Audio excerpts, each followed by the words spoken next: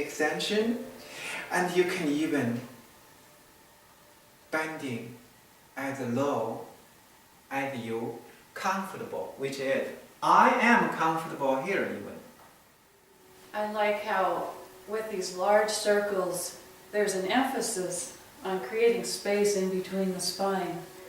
When gravity is constantly compressing the spine and pulling us down, I like how when we do the forward circle, we really focus on elongating the spine. First is we call shoulder well. Most people tied up here, especially when you get a certain age. This become frozen. Now I try to drill around this shoulder blade here. I will rolling down here. This is a massage to open the energy circulation on your upper back here.